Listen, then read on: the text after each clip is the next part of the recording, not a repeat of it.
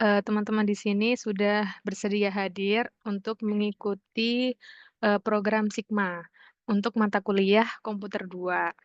Nah, pada pagi hari ini kita akan memperdalam materi, utamanya materi sesi 1, sesi 2, dan sesi 3. Nah, teman-teman kemarin kan sudah mengerjakan diskusi dan juga sudah mengerjakan tugas satu. Nah, hari ini kita akan lebih perdalam lagi nih materi sesi 1 sampai dengan sesi 3. Ada yang ingat sesi 1 itu materinya tentang apa? Atau sudah lupa? Habis buka diskusi, buka e-learning, ngerjain, udah kerjakan, lupakan? Tentang penggunaan aplikasi app. Gimana? Sesi 1 materinya tentang apa?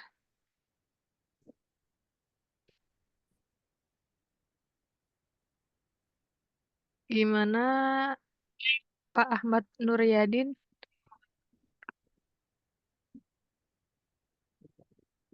Kalau sesuatu kayak saya masih pengulasan tentang ini sih, apa, penggunaan R itu sendiri. Eee, suaranya kurang jelas, Pak. Apa karena ini ya, tentang apa, pengenalan? Software app R itu sendiri. Oke, betul. Ya, kalau sesi 1 itu tentang ya masih introduction lah ya, tapi, judul materinya adalah penulisan perintah di R. Kalau sesi 2 Pak, tentang apa materinya? Kalau sesi 2 saya lupa lah. Kalau 3 kan tentang grafik. Sesi 2 tentang pengantar pemrograman R. Nah, yang sesi 3 yang masih anget nih, diskusi 3, kira-kira materinya tentang apa?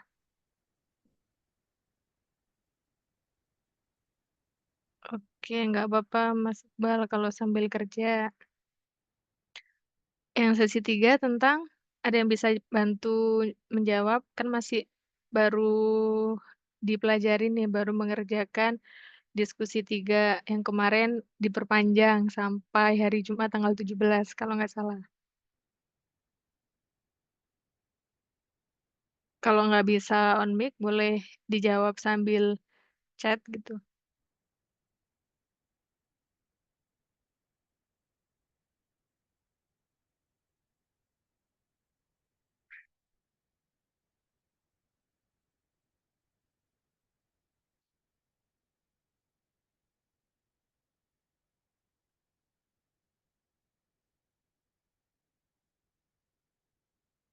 Gimana teman-teman sesi 3 membahas tentang apa?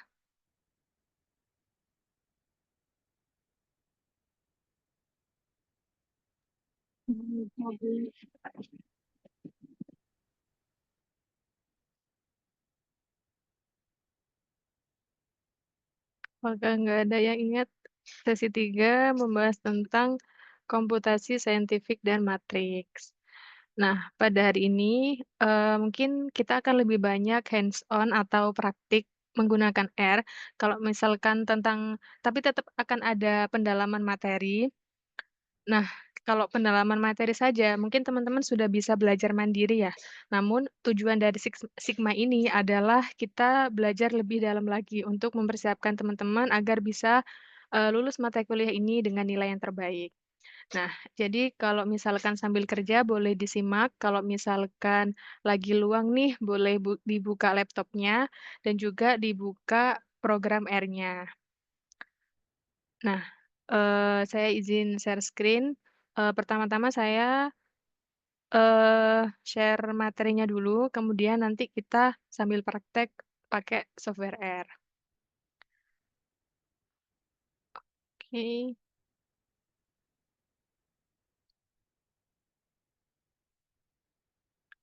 sudah terlihat ya? Nah, kita akan sesi belajar di materi yang sesi pertama dulu, yaitu tentang penulisan perintah di R.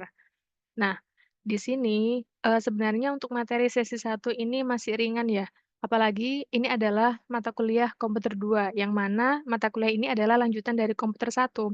Mungkin teman-teman sudah familiar dengan program R di komputer satu.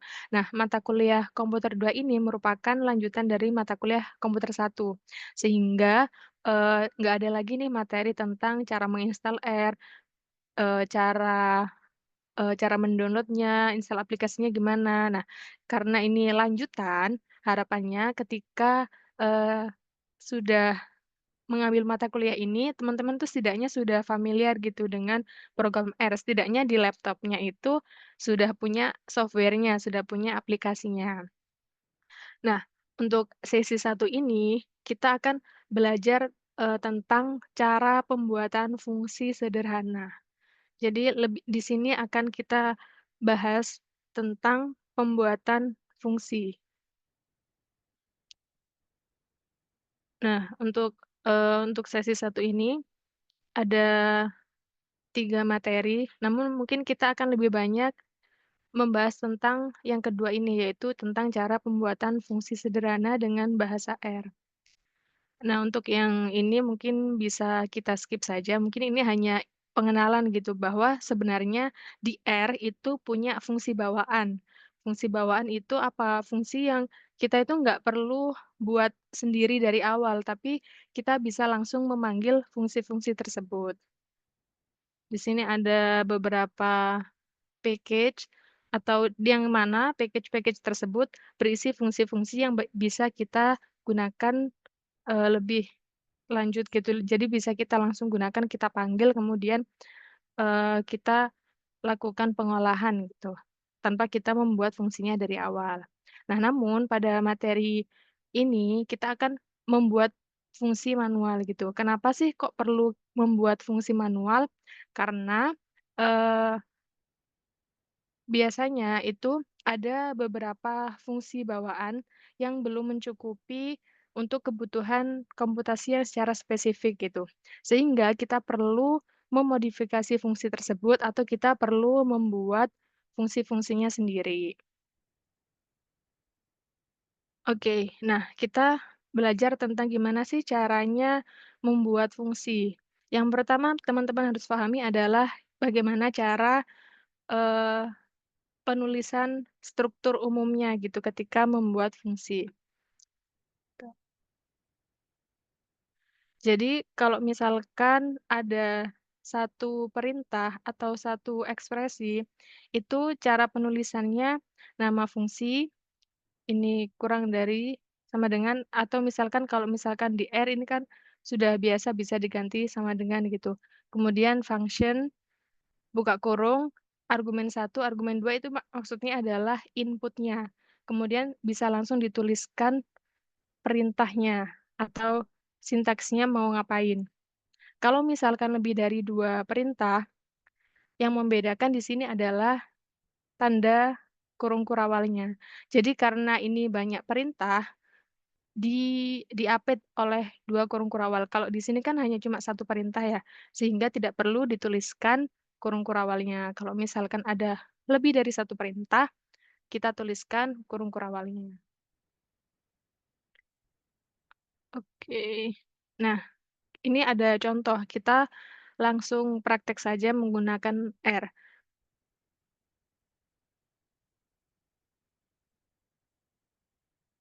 Kalau misalkan teman-teman sedang free, bisa dibuka R-nya ya, sambil dibuka R-nya.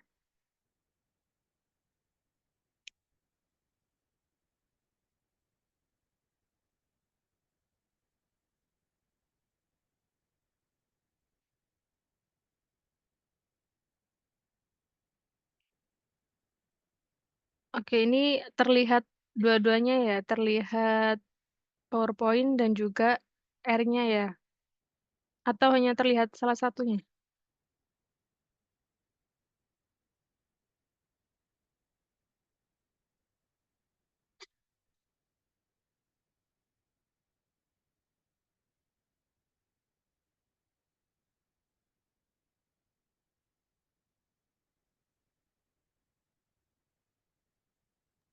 Oke, Ini terlihat ya. dua-duanya Bu, heeh, Udah 2 ya? iya. Oke, baik, terima kasih. Nah, kita akan membuat fungsi sederhana untuk menghitung BMI atau Body Mass Index. Nah, rumusnya BMI itu seperti ini, berat badan dibagi tinggi badan kuadrat. Nah, kalau misalkan teman-teman mengerjakan soal diskusi, jangan langsung pakai ChatGPT ya. Itu tuh kelihatan, mana yang dia itu nyoba langsung bikin sendiri, mana yang langsung pakai ChatGPT, terus kemudian di-copy di R, kemudian di-run. Itu ada lagi yang lebih parah itu ketika saya mengoreksi diskusi, itu ada, mahasiswa yang, ChatGPT-nya langsung di-screenshot gitu, atau enggak langsung di-kopas gitu di, sesi diskusinya. Nah, teman-teman jangan seperti itu ya. Usahakan, di sini, teman-teman itu mencoba membuat sendiri langsung praktek di R-nya gitu. Jangan, ChatGPT dulu, nanti aja kalau mau ChatGPT. Kenapa? Karena takutnya langsung kopas-kopas, kemudian waktu UAS nge-blank gitu. Karena di UAS itu kita kan soalnya pilihan ganda ya, bukan yang ngikut pakai itu sehingga tidak tahu ketika ABCD gitu, kita tuh nggak tahu mana sih salahnya di mana, ini pilihannya yang bener yang mana. Itu kan karena murni pemahaman kita, kita bisa mengerjakan soal itu. Nah, sehingga, kalau kita punya pengalaman sendiri, mengerjakannya melalui R langsung, itu ketika menemui error, "Oh iya ya, dulu aku pernah kerjain ini, kemudian error." Kemudian waktu ujian tuh ingat gitu, "Oh iya ternyata, oh ini yang bener," gitu. Nah, jadi, jangan langsung pakai ChatGPT, jangan langsung kopas-kopas, itu kelihatan gitu. Nah, oke, kita balik lagi ke materi. Jadi, eee, di sini kita akan menghitung BMI. Kita buat fungsinya. Nah, kalau ini kan cuman satu perintah gitu, cuman ngitung BMI aja. Berarti cuman butuh satu perintah. Jadi nggak perlu pakai kurung kurawal. Gimana sih cara ini, menuliskannya? Nah, jadi kalau misalkan di R, misalkan kita punya nama fungsinya BMI, kemudian, ini sama dengan atau, eee, boleh pakai tanda kurang dari kemudian minus gini, kemudian ditulis function. Nah, kalau misalkan teman-teman pakai RStudio, di sini tuh langsung bisa muncul function gitu, tanpa harus ngetik fun dan seterusnya gitu, bisa langsung diklik. Nah, ini otomatis ada buka kurung dan tutup kurungnya, yang mana di dalam sini itu kita menuliskan input-nya. Di sini, eee, input-nya ada apa saja? Input-nya itu ada berat badan, kemudian ada tinggi badan. Nah, ditulis di sini misalkan berat badan BB gitu, tinggi badan TB. Nah, kemudian langsung dituliskan rumusnya. Rumusnya BMI kan berat badan dibagi tinggi badan kuadrat. Berarti karena kita di sini nulisnya inputnya BB, berarti rumusnya BB dibagi TB kuadrat. Kalau di R ingat penulisan kuadrat pakai tanda ini, kemudian 2. Nah, ini kita sudah berhasil membuat fungsi. Nah, kemudian gimana cara manggilnya? Cara manggilnya tinggal BMI, buka kurung, kita masukkan berat badannya berapa. Oh, di sini diketahui berat badannya 61. Ditulis 61, jangan lupa koma. Tinggi badan, oh tinggi badannya di sini 1,54. Berarti 1,54. Ingat kalau R itu adalah sensitive case. Kalau di sini nulisnya BMI-nya huruf kapital semua, ketika teman-teman manggil di sini juga harus kapital. Pun di sini ketika misalkan teman-teman di sini nulis inputnya berat badannya pakai huruf besar, B besar, B besar sama T besar, B besar. Nah, ketika menulis di sininya juga disesuaikan. Jadi, R itu adalah sensitive case ketika huruf besar kecilnya itu beda gitu ya. Coba kita run. Nah, ini hasil dari nilai BMI-nya, 25,7 sekian. Coba lihat jawabannya sama ya. Jadi kurang lebih seperti itu. Jadi, kalau misalkan menemukan soal itu tuh jangan langsung, eee, panik gitu, "Aduh ini gimana ya, saya dari awal nggak tahu caranya," gitu. Jangan langsung di ChatGPT, tapi dicoba dulu. Pun kalau misalkan in the end menemukan kesulitan, kok error-error terus, kok nggak jalan, dibaca di bawahnya. Biasanya kan kalau error di R itu di bawahnya ada, error-nya kenapa. Nah, itu tuh dibaca, oh ternyata error-nya karena salah nih huruf besar kecilnya, atau biasanya kurungnya kurang. Nah, itu, teman-teman perhatikan di situ, jangan langsung panik dulu, kemudian ya, diperbaiki dari error-nya. Ini Mas Iqbal ada yang tanya, mirip fungsinya sama Python ya, Bu? Iya, kurang lebih, sama kayak Python mungkin, tapi ya ada bedanya, ini masih temenan lah R sama Python itu, masih adik kakak gitu, jadi agak mirip-mirip. Oke, ini masih gampang ya, fungsi untuk menghitung BMI ini adalah fungsi yang sederhana gitu. Kita ada pertanyaan dari sini penulisan tentang penulisan fungsi, sebelum saya lanjut ke materi selanjutnya, sebelum kita lanjutkan. Ada yang mau ditanyakan?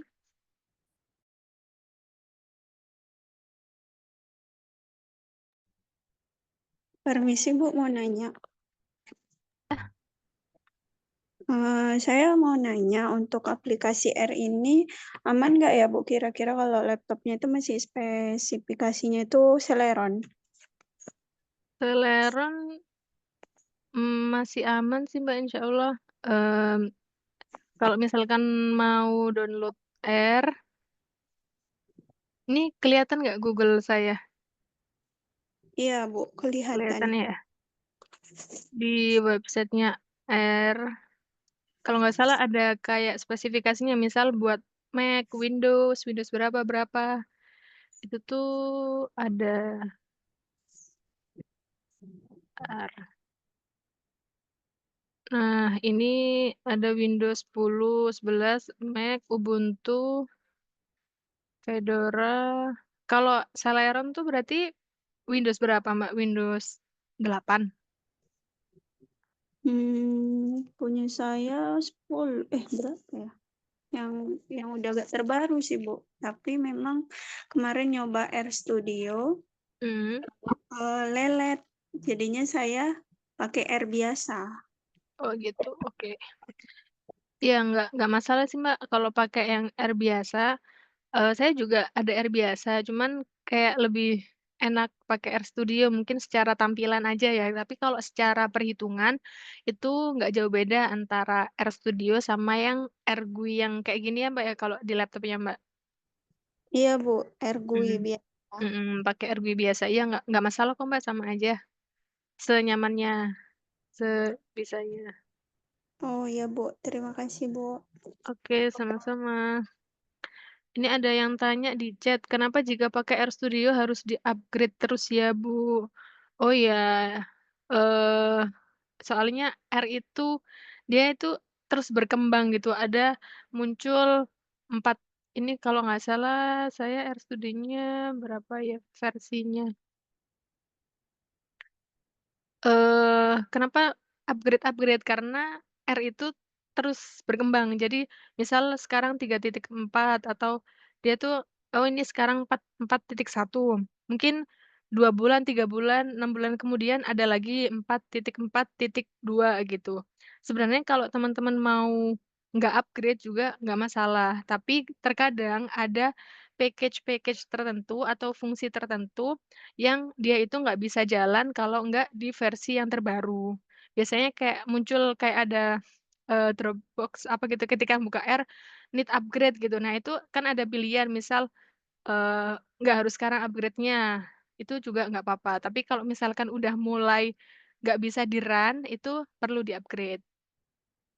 gitu ya, Mas Ahmad Nuryadin. Kalau selama nggak ada problem, nggak usah di-update juga nggak apa-apa sih. Nanti aja upgrade-nya kalau dia udah punya versi-versi yang terakhir gitu. Tapi biasanya, eee, R itu karena dia open source dan terus berkembang, pasti, di masa yang akan datang pasti series-nya itu akan upgrade-upgrade terus gitu. Oke, ada yang mau ditanyakan lagi? Kalau belum ada kita lanjut ya. Nah, selanjutnya ke contoh 2, yaitu menghitung volume dan luas permukaan tabung. Nah, di sini tuh perintahnya udah lebih dari satu nih, ada 2. Kita disuruh ngitung volume sama ngitung luas. Nah, ingat kalau misalkan ada 2 perintah, yang membedakan sama satu perintah adalah kurung kurawalnya gitu. Jadi kita coba buat dari awal ya, teman-teman jangan langsung lihat kunci jawabannya, jangan langsung lihat ininya yang di bawah ini, tapi coba ya kita buat Eee, secara langsung gitu, tanpa melihat kunci jawabannya. Misalkan fungsi untuk menghitung volume dan luas tabung, apa ya nama fungsinya, selain tabung biar nggak sama kayak ini, ya udah deh sama nggak apa-apa deh, tabung. Nah, selalu diawali dengan ini, tanda ini, atau kalau mau sama dengan langsung juga nggak apa-apa, itu sama saja. Kemudian function. Nah, kenapa kok RStudio itu lebih enak daripada RGUI? Kalau misalkan di RGUI itu nggak ada langsung muncul kayak gini, Kak, ada function gini itu. Tapi kita ngetik ngetik sendiri gitu, function. Nah, kalau enaknya di RStudio dia kan lebih user friendly, lebih eye catching lah, lebih enak dilihat. Jadi, kenapa saya lebih suka pakai RStudio. Tapi kalau teman-teman pakai RGUI pun juga nggak masalah, tidak mempengaruhi perhitungan, cuman hanya dari segi tampilannya saja. Kalau di RStudio kita ada clue-nya gitu, oh ini function, kemudian langsung otomatis, eee, ada buka kurung, tutup kurungnya. Nah, setelah penulisan function, kita di sini nulis apa? Nulis input-nya. Nah, kalau ngitung volume sama luas butuh apa aja sih input-nya? Ingat ini pelajaran matematika SD ya? Butuh jari-jari sama tinggi. Rumusnya volume kan pi R kuadrat T. Kalau luas 2 kali pi kali R dikali R ditambah T. Berarti di sini kita tuh butuh input jari-jari. Misalkan jari-jari di sini saya simbolkan R. Kemudian butuh input tinggi, di sini saya simbolkan T. Nah, ini kita kan, eee, ininya dua perintah gitu ya, ngitung volume sama luas, jangan lupa dikasih kurung. Nah, ini mungkin teman-teman suka lupa jadinya error gitu. Nah, ini dikasih kurung dulu di awal biar nggak bingung. Nah, baru di sini kita tuliskan perintahnya. Misalkan mau ngitung volumenya dulu, berarti coba saya simbolkan volumenya pakai V. Tinggal ditulis aja rumusnya volume itu apa, rumusnya volume itu pi R kuadrat T, berarti pi pi kalau nggak salah ya langsung bisa pi ini ya, kalau misalkan teman-teman pi-nya mau langsung 22/7 atau pi-nya langsung ditulis 3,14 itu juga nggak apa-apa. Tapi di R itu dia tuh eee, punya variabel namanya pi juga isinya pi itu 3,14 atau 22/7. Nah, kalau nggak percaya, ini saya print pi-nya. Nah, ini pi-nya itu kan di sini muncul 3,14. Jadi pi ini nilainya 3,14 dan seterusnya. Oke, rumusnya volume pi dikali jari-jari, di sini kan saya inputnya jari-jari itu pakai R. Berarti di sini R kuadrat dikali tinggi T.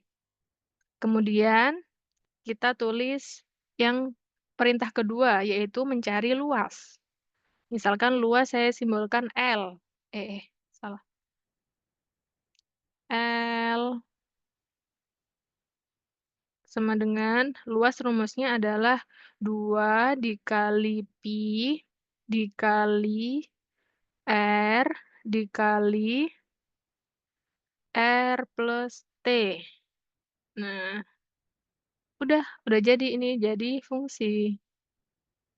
Kemudian cara manggilnya sama seperti tadi, kita tulis tabung. Tabung dari mana? Dari sini, kita kan namain fungsinya tabung. Kemudian inputnya apa? Inputnya itu jari-jari sama tinggi. Nah, di sini diketahui jari-jarinya 7, tingginya 25. Udah tinggal di-run aja. Tabungnya ini di-run semuanya. Ini juga di-run. Oh ya, ada yang lupa. Ini belum di-print ya, makanya dia ini nggak muncul ya, ketika kita nge-run yang di bawah. Itu kan nggak muncul apa-apa. Kenapa? Karena di sini belum ada fungsi untuk nge-print si volume sama luasnya. Nah, untuk nge-print-nya pakai apa, Bu? Nge-print-nya bisa pakai return.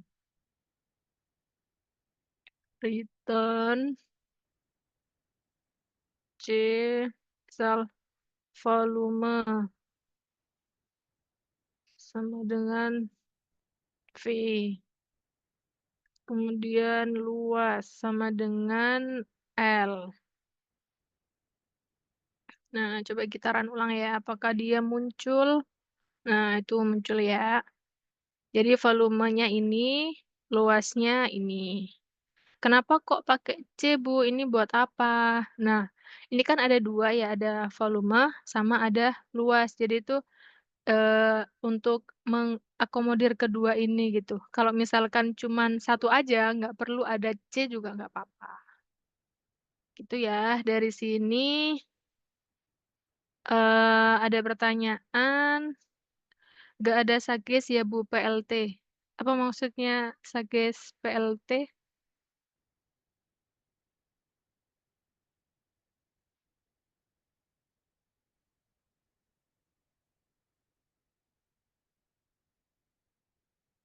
Boleh diketik Mas Givari kalau nggak bisa on mic, nggak ada Sages Sages apa maksudnya? Sages yang kayak function gitu? Atau Sages inputnya? Ya maksudnya tuh di R biasanya nggak ada Sages, maksudnya Sages apa tuh, saran saran untuk contohnya gimana, Mas? Maksudnya di R biasanya nggak ada Sages. Kan di R sudah ada Sages, Bu. Oh, ini kalau misalkan yang di R GUI. Kalau di R GUI dia nggak ada Sagesnya. Contoh ya, misal tabung. Ini semoga share screen-nya udah pindah ke R GUI ya. Function tuh, dia tuh nggak muncul. Tapi kalau misalkan teman-teman, eee, mau misalkan ini kan saya ngetik sendiri nih, function, F-U-N-C-T gitu. Teman-teman klik tab, dia tuh auto nge-fill ininya, function gitu, tapi nggak ada buka kurung, tutup kurungnya. Nah, kalau yang di R Studio, ketika ngetik function gitu, dia tuh ada ininya, pilihannya, sarannya buat apa gitu. Apakah itu pertanyaannya?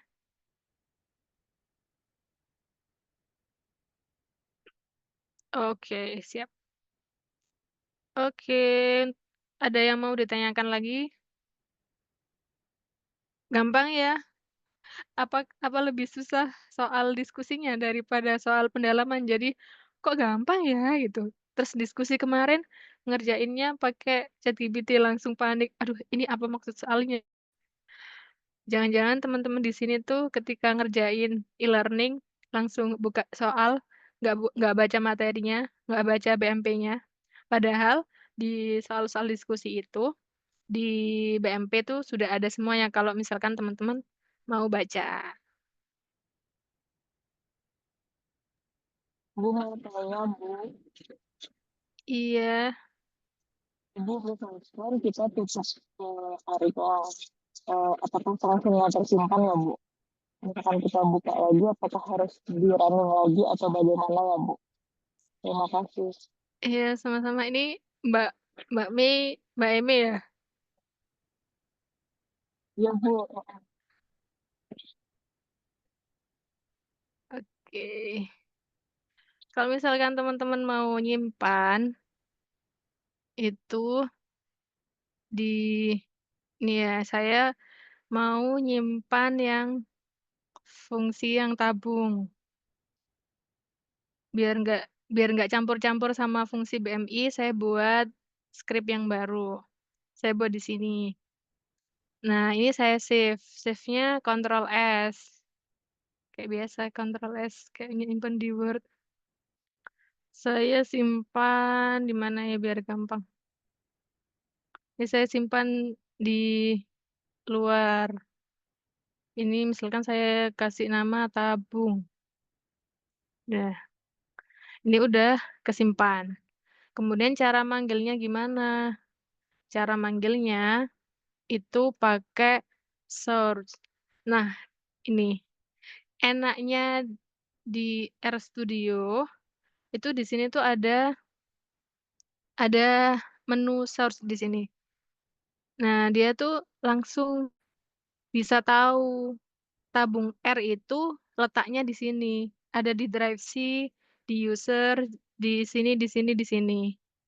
Nah, kalau misalkan teman-teman pakai AirGUI itu tuh kenapa nggak bisa kepanggil? Karena bisa jadi direktorinya itu nggak sesuai. Mungkin teman-teman lupa nyimpennya di mana, sehingga nggak kepanggil, sehingga error. Nah, untuk manggilnya pakai fungsi source ini. Nah, ini udah kepanggil, kemudian tinggal langsung di-run. Misalkan jari-jarinya 10, tingginya 10. Nah, bilang ini volumenya. Gitu, Mbak Emi.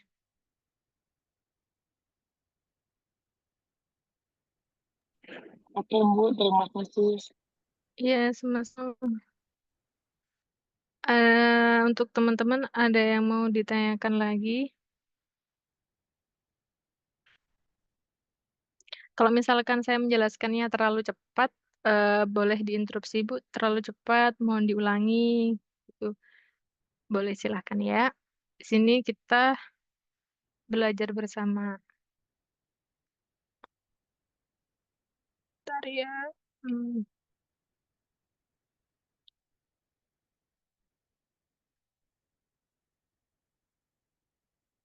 Oke, kita lanjutkan ke materi selanjutnya.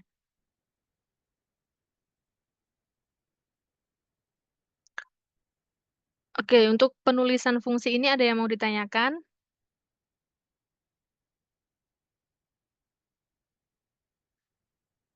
Sudah jelas? Ini contoh yang ketiga, yaitu menghitung statistika deskriptif. Sebenarnya ini sudah ada materinya di BMP maupun di e-learning. Untuk yang contoh ketiga ini. Tapi nggak apa-apa, kita coba saja. Yang ketiga adalah menghitung statistika deskriptif. Misal kita namain fungsinya statdes. Kemudian seperti biasa, yang pertama adalah kita tulis function. Nah, ini udah langsung muncul. Nah, di sini mintanya apa nih inputnya? Buatlah suatu fungsi untuk menghitung rata-rata, varians, dan nilai maksimum dari suatu data. Data univariat berupa vektor numerik. Gunakan fungsi-fungsi terpasang, min, var, dan max untuk menghitung rata-rata, varians, nilai, dan nilai maksimum. Nah, berarti di sini inputnya kita butuh data. Jadi, misalkan inputnya adalah namanya data gitu. Karena ini ngitung lebih dari satu perintah, jangan lupa langsung kita ketik kurung kurawalnya. Kalau misalkan di R GUI kalau nggak salah kurung kurawal itu nggak auto auto sama pasangannya, jadi kayak nulisnya satu-satu gitu. Kalau yang di R tadi kan misalkan kita nulis buka kurung gitu, dia tuh langsung berpasangan gitu, langsung ada 2 gitu, tutup kurungnya juga langsung muncul. Nah, di sini tuh, eee, lebih enak jadinya. Jadi kita tuh nggak maksudnya nggak keselip, takut kelupaan tutup kurungnya ketinggalan, gitu. Kelebihannya RStudio. Nah, kita buat tutup kurungnya. Jadi kalau kalau di RGUI pun nggak masalah, teman-teman kalau misalkan buat buka kurung, tutup kurungnya jangan sampai ketinggalan. Nanti kalau ketinggalan bisa error. Oke, nah kita ngitung apa nih? Ngitung min. Nah, kalau misalkan di sini kan, kebetulan di contoh soalnya langsung menggunakan fungsi-fungsi yang ada di R-nya gitu ya, kalau rata-rata ya pakai min gitu. Kalau misalkan mau ngitung yang manual, rumusnya min itu kan, datanya dijumlahkan, kemudian dibagi N atau dibagi banyaknya data. Itu nanti akan lebih panjang lagi, ini kita ambil yang sederhananya saja, langsung pakai, rumus yang ada di R-nya, pakai min. Misalkan rata-rata saya beri nama rata, kemudian fungsinya pakai min. Min dari apa? Min dari data, dimasukkan datanya. Kemudian ngitung varian. Varian itu misalkan varian pakai var, var dari data. Kemudian selanjutnya ngitung nilai maksimum. Nilai maksimum. Kalau di R itu bisa langsung dihitung pakai fungsi max. Ini dia kan muncul sarannya, max dari data. Nah, kalau misalkan cuman gini aja, nanti kalau di-run, dia nggak muncul apa-apa. Kenapa? Karena kita belum mendefinisikan atau belum nulis cara nge-print-nya. Nah, tadi kan bisa pakai return. Nah, kalau di contoh ini, dia tuh langsung ditulis C rata-rata langsung yang ininya gitu. Nanti kita coba lihat perbedaannya, apa sih bedanya pakai return sama nggak pakai return. Nah, coba kita langsung yang nggak pakai return. C rataan sama dengan rata. Jadi, rataan ini adalah nanti yang muncul di sininya. Berarti nanti ya kalau yang rata ini adalah nama dari si, variabel yang nilai rata-ratanya. Jangan lupa kasih koma, misal biar gini deh, biar gampang. Nilai rataan. Nilai varian sama dengan ngambil dari varian. Nilai maksimum. Ngambil dari maksimum. Jadi panjang.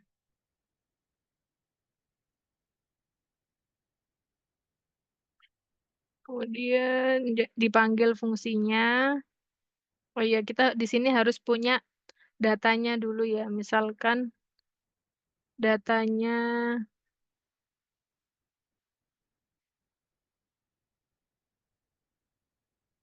kita punya hmm, datanya random aja ya 1 sampai 100. Nah, ini adalah datanya. Datanya itu eh, nilai 1 sampai 100. Ini saya masukkan datanya ini saya simpen di variabel yang namanya X. Jadi input data yang di sini, itu tuh merujuk ke ini, karena di sini saya sudah mendefinisikan X itu adalah 1 sampai 100. Nah, kemudian kita run, nah akhirnya muncul nilainya, rata-ratanya, varian, sama nilai maksimumnya. Coba kita, kalau misalkan ditambahin return, kira-kira apa sih bedanya kalau misalkan ada return-nya? Sama aja sih sebenarnya. Return. Kan ini saya tadi buka kurung ya, yang ini loh yang sering keselip tuh, lupa ngasih tutup kurung, jadinya error. Ini saya coba run yang ini. Stardust X. Nah, sama aja ya hasilnya, pakai return maupun nggak pakai return, tampilannya juga sama aja. Terserah teman-teman langsung pakai C yang ini, C bla bla bla dan seterusnya, atau mungkin ada return-nya. Intinya sama-sama untuk menampilkan hasilnya, sama-sama buat ngeprint.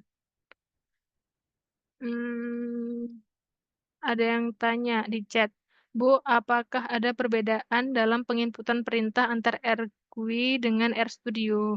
Enggak ada bedanya. Sama kok, sama. Kalau di RStudio pun, kalau misalkan ini saya kopas ke RStudio, ke RGUI juga sama aja. Nah, kemudian saya panggil oh ya, saya belum mendefinisikan datanya. Stardust X. Nah, sama saja kan hasilnya tadi rata-ratanya juga sekian. Jadi nggak ada bedanya kok, sama. Oke, silakan kalau mau ada yang ditanyakan.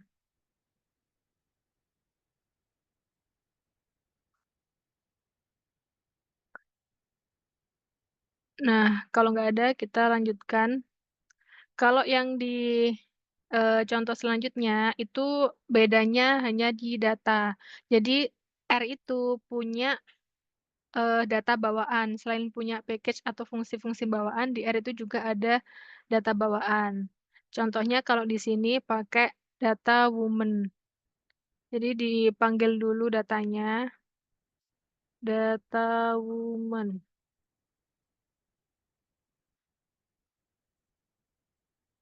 Dimasukin, start dipanggil, pakai data woman yang ini. Kalau misalkan di RStudio, dia tuh ada suggest-nya apa ya, kayak ada hint-nya gitu. Mau pakai yang kolom Hex atau kolom yang weight.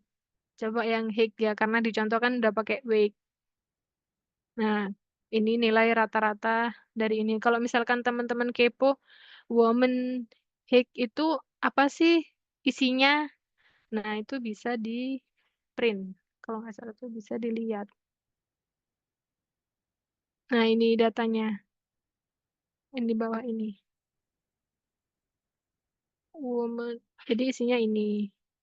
Data woman itu woman yang tinggi badannya, Heiki itu berat badannya perempuan.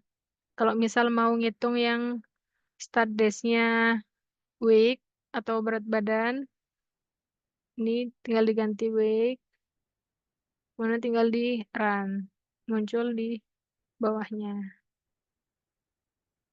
Kalau mau kepo apa sih weight itu isinya, bisa di print kayak yang tadi. Oh ini loh isinya data woman itu, seperti itu. Oke, ini masih sesi 1 ya, udah hampir 1 jam. Kita masih ada 2 materi lagi. Kita lanjutkan. Ini saya rasa kalau misalkan tentang editor R sama tin R, bisa teman-teman pelajari sendiri.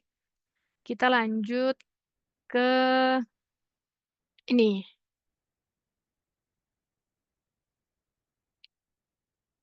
Ini soal yang lain.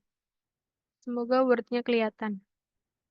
Kalau yang fungsi menghitung volume balok, ini easy lah ya, maksudnya udah teman-teman pelajari yang tadi hampir sama, tadi kan ngitung tabung, volume tabung sama luas tabung. Nah, tinggal diganti aja kalau misalkan ngitung balok, apa sih rumusnya volume balok?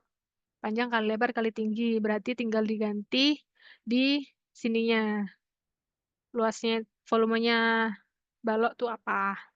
Nah, ini nih yang teman-teman masih banyak, eee, banyak kesalahan untuk yang soal nomor 2 ini, tentang fungsi untuk menduga parameter regresi. Jadi, mmm, jadi kita coba bareng-bareng untuk yang nomor 2 ini ya. Entar saya sambil lihat chat, lebih enak pakai RStudio, tapi harus sambil aja. Jika sering upgrade itu akan ngaruh ke laptop kita tidak, Bu? Oh, enggak kok, enggak ngaruh sama laptop kita. Mmm, Bu ini masuk ke YouTube videonya, Bu, soalnya telat. Ada rekamannya, nanti mungkin nanti di-share ya rekamannya. Oke, kita lanjut ya yang ke soal nomor 2, soal yang ini. Ini saya clear ya biar nggak bingung.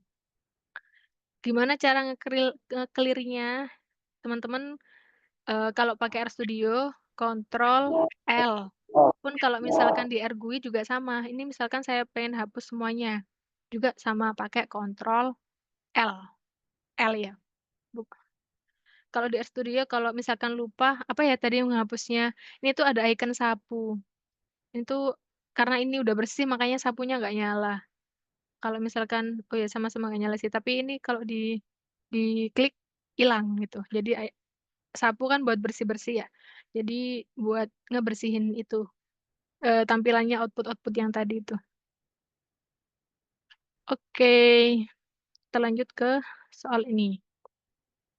Buatlah fungsi di R untuk menduga parameter regresi dengan input matriks X. Terdapat vektor satuan di kolom pertama dan variabel respon Y. Gunakan formula pendugaan parameter berikut. Nah, eee, mungkin teman-teman sudah belajar MathStat atau apa ya, kalau misalkan belajar tentang regresi, tentang estimasi parameter atau pendugaan parameter regresi. Nah, rumus manualnya itu sebenarnya pakai rumus ini, parameter atau koefisien regresi itu kan biasanya simbolnya beta ya atau B gitu.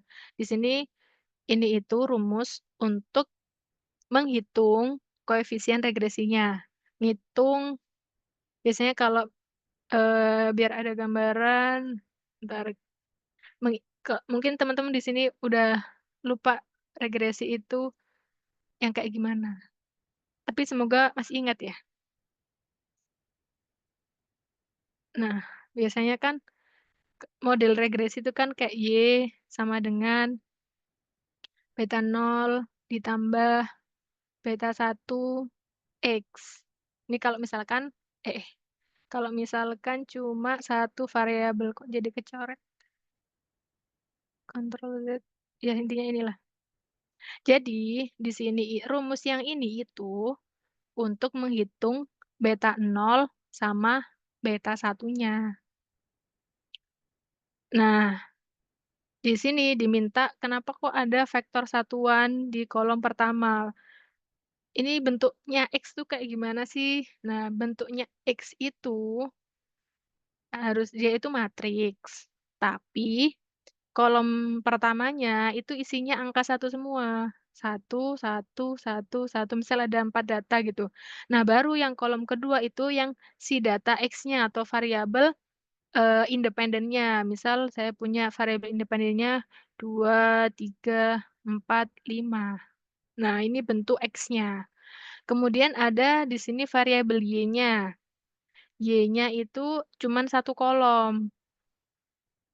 Satu kolom, misalkan saya tulis Y-nya ada 3 4 5 6. Ini menyesuaikan ini ya, karena ini ada 4 data, yang Y-nya juga 4, gitu. Nah, kita, coba terjemahkan ini ke R.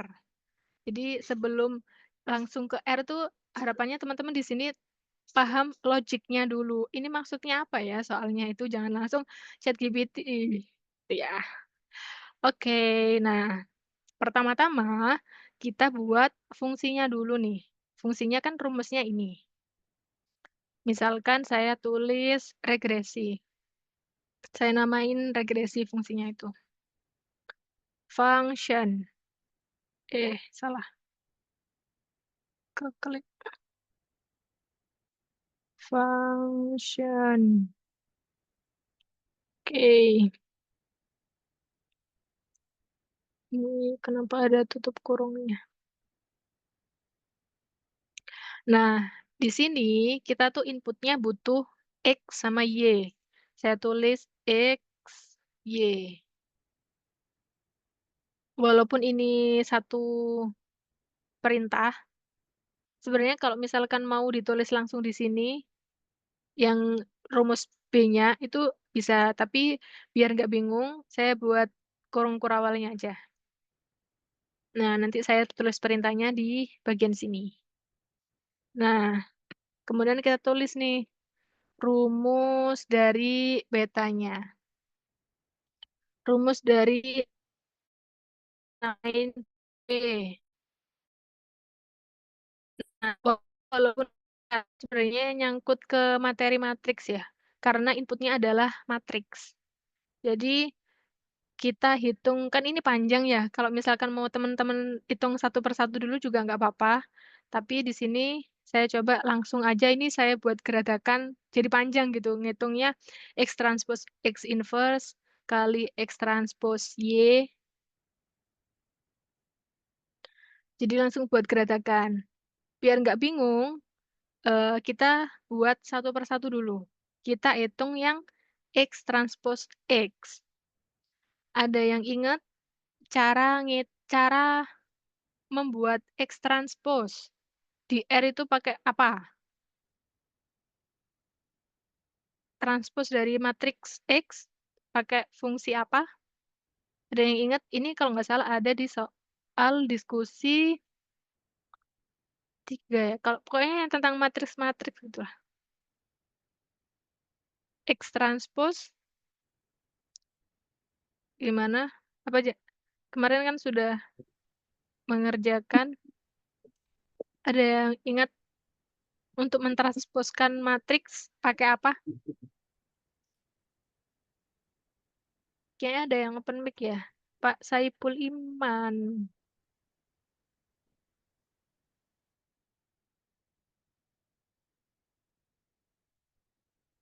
Iya, Bapak, suaranya belum masuk di saya.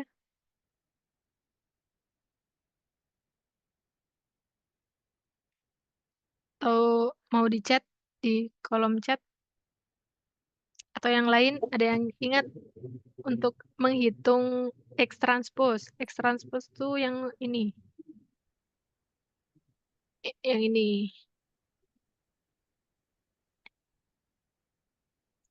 Ya, ya ini sebelah sini aja. Kita step by step. Tidak ada yang ingat? Jadi untuk menghitung X transpose itu pakai T dari X. Nah, yang ini, rumus ini, itu tuh buat ngitung ininya, X transpose. Kemudian X transpose itu dikali dengan X. Nah, perkalian di matriks, dibaca lagi di buku BMP-nya atau materi di e-learning. Kalau perkalian matriks, di R nulisnya persen, bintang, persen, X. Nah, ini itu rumus ini, penulisan ini untuk menghitung yang ini, X transpose dikali dengan X. Udah ya, clear ya sampai sini. Kemudian setelah dikali, dia itu di inverse. Nah, inverse pakai apa kalau di R? Pakai solve. Ini ditaruh di depan solve-nya. Jangan lupa buka kurung, karena kita ada buka kurungnya di depan, jangan sampai dia jomblo, kasih pasangannya di belakang. Oke, selanjutnya yang ini, itu untuk menghitung kita udah sampai sini nih, ngitung yang sampai sini, X transpose X inverse. Kemudian kita kali dengan X transpose lagi. Sama perkalian matriks pakai persen, bintang persen, dikali X. Kemudian, suaranya ada yang bocor ya? Mute, oke. Kemudian selanjutnya kita kali dengan Y, yang terakhir dikali dengan Y. Perkalian matriks pakai persen, bintang persen, dikali Y. Oke, kemudian kita jangan lupa print B-nya. Return B. Nah, udah jadi fungsi untuk menghitung koefisien regresinya. Nah, gimana cara ngerannya? Kita itu perlu input X sama Y. Kita buat matriks X-nya. Cara membuatnya ada beberapa cara, bisa pakai C-bin. 1, C, kita mau buat ini ya ceritanya, mau buat yang matriks X yang ini. Ntar saya geser dulu. Oke, ini mohon maaf kalau coretannya agak berantakan. Jadi kita mau buat matriks yang ini, matriks X itu. Berarti kita masukkan 2,345 Nah, ini kalau misalkan teman-teman run, sama kan? Ini munculnya matriks X-nya itu bentuknya seperti ini. Kemudian yang Y-nya. Y-nya itu bisa langsung pakai, karena dia cuma satu kolom, nggak perlu pakai C-bin. Bisa langsung C, misalkan 3, 4, 5, 6.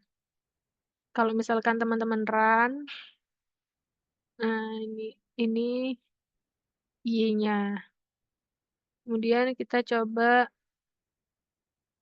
run fungsinya. Kita masukkan X sama Y-nya.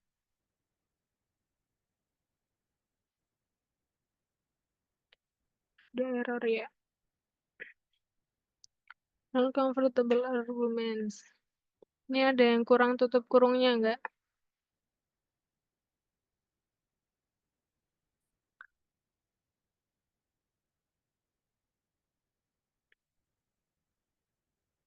Solve TX.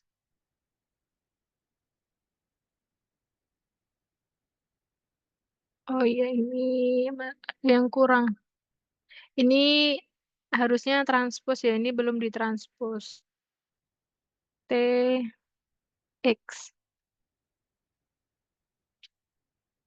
Coba kita run ulang.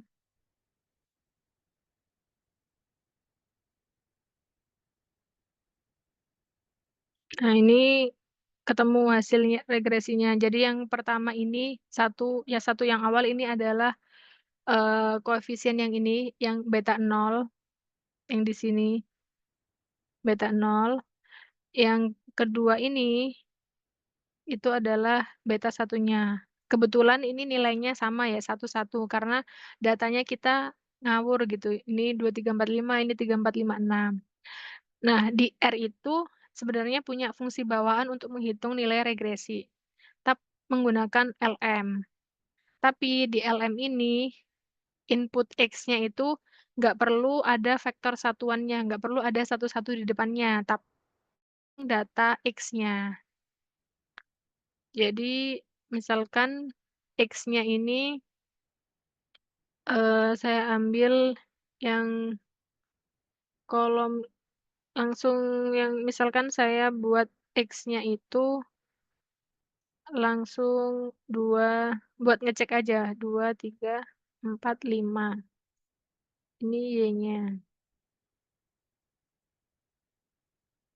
buat ngecek apakah fungsi kita itu udah benar. Kalau di R bisa pakai LM kalau fungsi regresi. Y ini X1.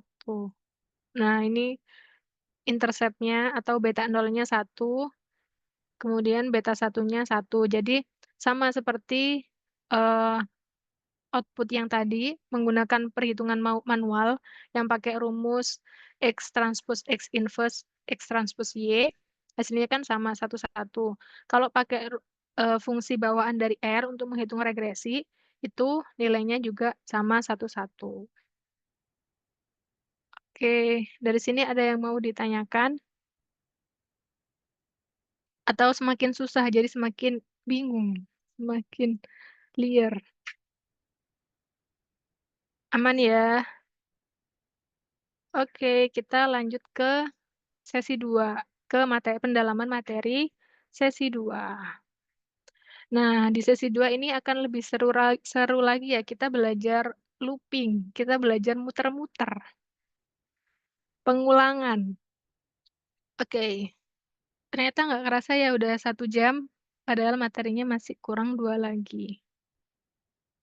Oke, untuk yang sesi 2, agak nah, ini saya rasa terlalu susah, mungkin teman-teman perlu memahami, ya seperti matematika yang udah teman-teman pelajari di sekolah gitu, kayak ada pangkatan, kalau misalkan, kita menghitung itu kan ada urutannya gitu, kayak perkalian sama penjumlahan mana yang harus didahulukan, perkalian kan. Nah, sama di R juga sama seperti itu, di R juga punya perhitungan aritmatika yang mana pengaturannya ini mengikuti aritmatika pada umumnya. Oke. Nah, ini saya akan menjelaskan tentang modulo. Modulo itu adalah sisa hasil bagi. Sorry.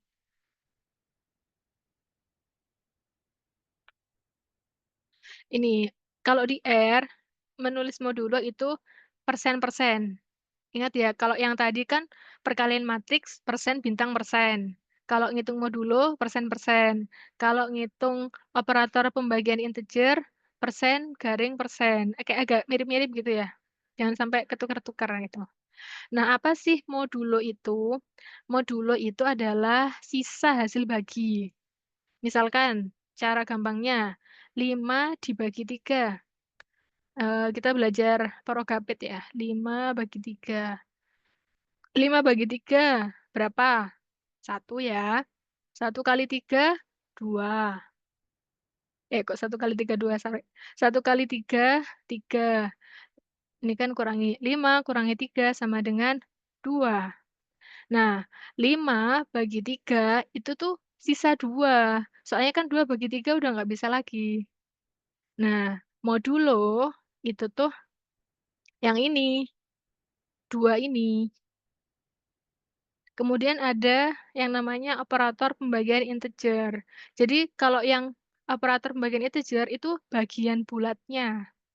Ini kan kalau kita terusin jadinya gini, 1/2/3 kan. 2-nya dari sini, ini naik ke atas, 3-nya dari sini. Nah, bagian bulatnya ini kan pecahan. Nah, bagian bulatnya 1 ini. Berarti 5 bagi 3 punya sisa 2 ini. Terus yang bagian integernya, bagian bulatnya itu 1. Gitu ya? Bisa dipahami? Oke, cepat saja. Nah, ini mungkin bisa teman-teman coba sendiri. Kalau di R nulisnya modulo itu persen-persen. Nah, kalau ini adalah untuk yang ngitung yang integernya tadi atau yang bilangan bulatnya. Pakai persen, garing persen, dan seterusnya. Kemudian ini ada operator logika.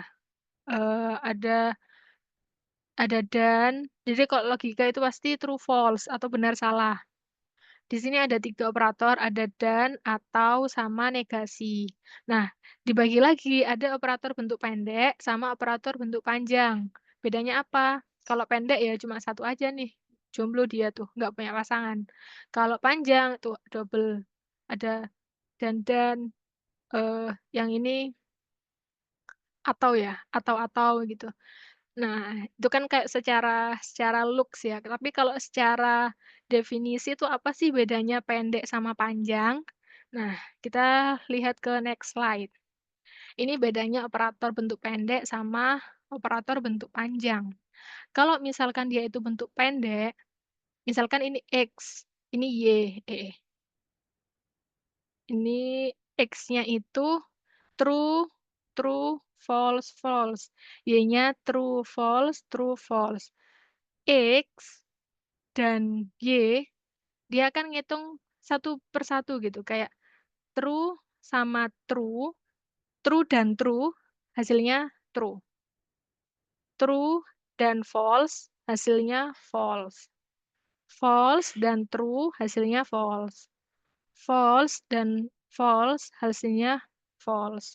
Nah, tapi kalau operator bentuk panjang, kalau dia ada lebih dari satu elemen, contohnya yang paling terakhir nih, ini kan ada 3 X-nya, true, true, false, Y-nya false, false, true. Tapi ketika dioperasikan, operator bentuk panjang, dia cuma ngitung elemen yang pertama saja, ngitung yang true dan false. Nah, itu bedanya secara harfiahnya atau secara definisinya gitu ya. Kalau yang pendek, dia ngitung satu per satu, tapi kalau yang panjang, dia cuma ngitung elemen yang pertama saja. Oke, ini, next saja kayaknya mungkin teman-teman bisa belajar sendiri. Ini apa ya, oke, ini ya seperti matematika pada umumnya, ada sama dengan, lebih lebih dari, kurang dari, dan seterusnya. Oke, oke kita masuk ke looping atau pengulangan. Mungkin ini agak membingungkan mungkin ya, bagi sebagian besar orang, termasuk saya dulu waktu kuliah juga belajar looping tuh kenapa ini muter-muter gitu. Nah, ketika teman-teman belajar bahasa pemrograman, usahakan paham tuh dulu logiknya, atau cara berpikirnya, atau, eee, apa ya, kayak alurnya gitu. Jangan langsung, "Oh ini ada soal ini," langsung langsung cari di Google, langsung di-kopas gitu tanpa tahu maknanya apa. Iya bener, keluar output-nya, tapi kita tuh kesulitan, ini tuh maksudnya apa gitu, tapi nah ketika belajar pemrograman, lebih susah mempelajari cara berpikirnya atau logiknya daripada, belajar tentang penulisannya gitu. Kalau penulisan kan bisa di-googling gitu, tapi atau tanya ChatGPT. Tapi yang susah adalah memahami cara berpikirnya atau logikanya. Nah, saya nggak pengen mahasiswa saya itu belajar pemrograman cuman ya udah kopas keluar output gitu, tapi harapannya teman-teman belajar di sini tuh bisa paham, alur atau logiknya dari suatu pemrograman itu. Sepakat ya? Terutama yang tutornya saya. Oke, mmm, kita yang pertama sebelum ke looping kita belajar tentang if, jika maka. Bentar saya izin dulu.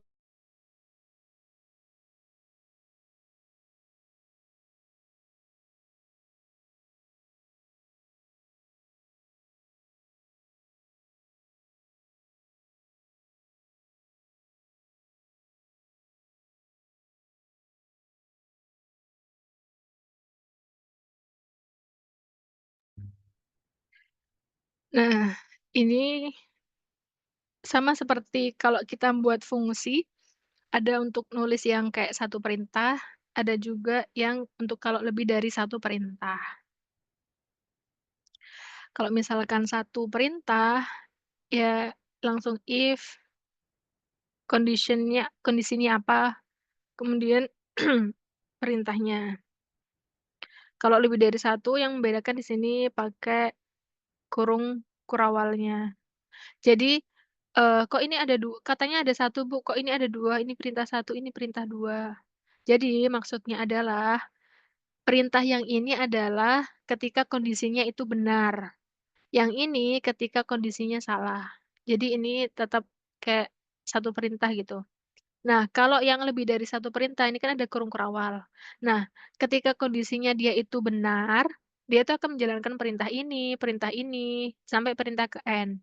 Ketika kondisinya salah, dia itu akan menjalankan perintah yang ini, yang N+1 ini. Kemudian ada juga if else. Jadi ini langsung, ini kalau kondisinya apa, dijalankan perintah satu ini dijalankan ketika kondisinya itu benar, sedangkan perintah 2 ini dijalankan kalau kondisinya itu salah. Oke, biar nggak ngawang, kita coba coba yang ini aja, langsung yang panjang. Iya, betul Mas Givari, sama kayak logika Excel, benar-benar di Excel kan ada fungsi if ya, itu juga if.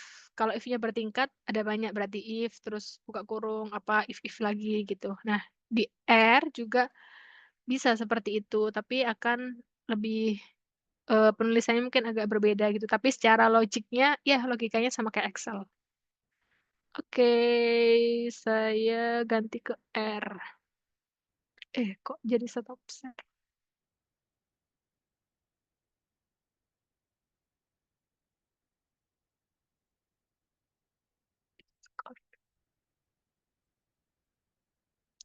Kita buka lembaran baru ya, biar tidak bingung.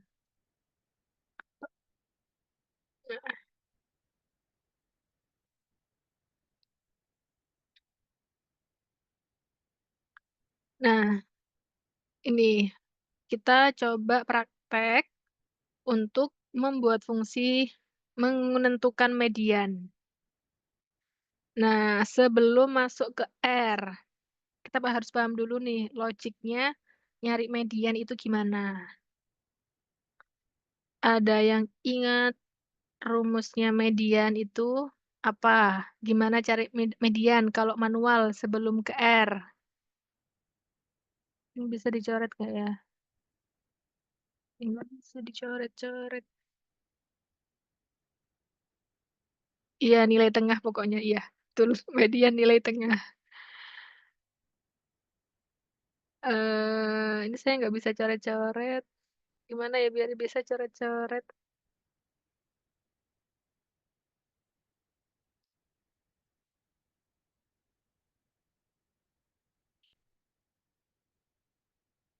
Slideshow lagi deh. Oke, median. Jadi, kalau teman-teman ingat, nyari median, median itu ada dua. Maksudnya, kalau misalkan bilangan jumlah banyaknya bilangan itu ganjil, itu lebih gampang. Jadi misalkan saya punya data 3, 2, 1, 4, 5. Ini data saya. 1, 2, 3. Ya. Ini kan ganjil ya banyaknya data tuh. Ini data pertama, kedua, ketiga, keempat, kelima. Ini N-nya itu ganjil. Cara nyari median gimana? Nah, cara nyari median, median adalah nilai tengah dari suatu data. Karena dia itu nilai tengah, kalau datanya seperti ini, yang pertama kali harus diapain? Datanya itu harus diurutkan. Jadi, ini diurutin dulu ya. 1, 2, 3, 4, 5. Nah, baru nilai tengahnya dari data ini berapa? Nilai tengahnya itu 3. Berarti mediannya adalah 3. Itu kalau banyak datanya ganjil. Kemudian kalau datanya genap, misal saya punya datanya 3, 2, 1, 4, 5, 6. Gimana kalau datanya genap? Kita urutin dulu. Sama seperti yang sebelumnya, intinya kalau nyari median harus diurutkan dulu. 1, 2, 3, 4, 5, 6. Tengah-tengahnya yang mana kalau nilainya genap? Kalau ganjil kan tadi, oh ini yang tengah-tengah nih. Kalau genap gimana? Ada yang mau jawab? Ada yang masih ingat? Coba kita lihat di chat. Nah, betul. Jadi, tengah-tengahnya ini ada di sini, nilai tengah-tengahnya tuh bentar ya, pointer pen. Nilai tengahnya di sini, tengah-tengahnya tuh di sini. Nah, gimana nyari tengahnya? Berarti 3 ditambah aduh susah,